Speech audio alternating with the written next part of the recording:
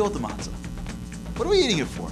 I mean, when the Jews left Egypt a long time ago, Moses had them go a lot quicker than they thought, so they didn't have time for the bread to rise. So they ran with their stuff on their backs. They cooked on the backs because it was so hot in the desert. And by the time they got out and they could eat, it looked like matzah. Fine. That's what happens when you're actually leaving Egypt in a haste. But guess what? It's 2009. We ain't leaving Egypt. We know Passover is coming. We got plenty of time for the dough to rise. So when we sit at our meals, we can have real bread. So I understand it happened a long time ago, and that's a little technical difficulty. But how can we keep on eating it every single year now that we got plenty of time for breads to rise? So I never fully understood this until a few years back. When I first got married, my parents bought us a honeymoon cruise. Wonderful. Oh, and my wife. We went down to Florida, stayed with my grandparents in their house in Florida, and they drove us to the port to leave to go on the cruise. So on the way out, we're going in the car. We're about to leave, and my grandmother, being a Jewish grandma, turns around and goes, "You can't leave yet." I said, "How come?" She goes, "You have to take something to eat." I said, "We're going on a cruise, so you'll be eating a lot. We called, the kosher food's ready to go, it's perfect." She goes, I know, but you can't leave because just in case on the way you get hungry just to get to your room." I'm like, "Okay, I'm not fighting with you. Give me whatever you got." So she rummaged into her bag. She pulled out a box of those Presidor cookies, you know, the swirly ones with the chocolate in the middle, and she hands us a box and goes, "Take it just in case you get hungry on the way."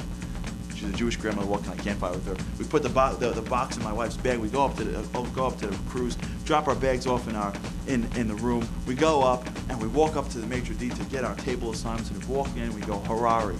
She goes, "Oh, Harari?" She goes, "Oh, the kosher food. It'll be on any minute." Okay. Any minute we turn around. The next thing we hear people all rummaging around, and we hear, and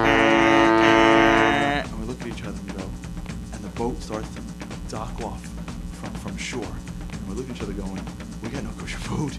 And the boat's taking off, people are partying, and they're like, "Oh, this is awesome, we're on the road, this is great, we're off Key West in 2 days, we'll be sailing until then." And we're looking at each other, 2 days?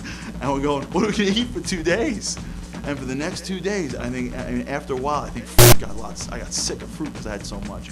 But those Presidor cookies, we walked back into our room and we took that box and we split each one. And every meal we had a little cookie, and each one we divided it perfectly. And to this day, it's been almost 10 years to this day, I can't have one of those cookies, nor can my wife, nor can my kids have one of those cookies without remembering instantly the time where mommy and daddy went on the boat and they didn't have kosher food for 2 days and they ate these cookies in little pieces. This was the moment. They were on the way out. The matzah's on their back. It wasn't just a technical difficulty. It was part of the experience. Every single year since that time, there's a collective experience. Their grandkids and great-great-grandkids sit around, eat the matzah and go, "Oh my God, remember the time the Jews couldn't get out because they got out so quickly?"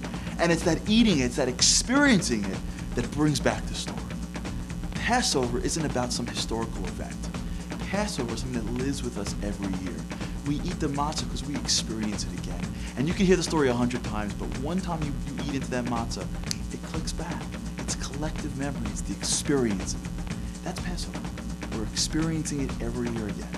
This year, when you eat the matzah, it's not just a thing that we do. It's there for us to experience it. Every time we eat our cookies, we think about the cruise. Every time we eat the matzah, we're supposed to be thinking about Exodus. Because in some form or capacity, we have to see ourselves as if we left Egypt too. It's a collective experience. Although it happened a long time ago, it happens again every single year. This isn't just some historical story that happened. This is an experience that we live with every single year. And so we eat the foods to live it. So this year when you're eating the matzah, live it. Take a moment, feel the experience, and see yourself as if you're walking out of Egypt, eating the matzahs like they ate a long time.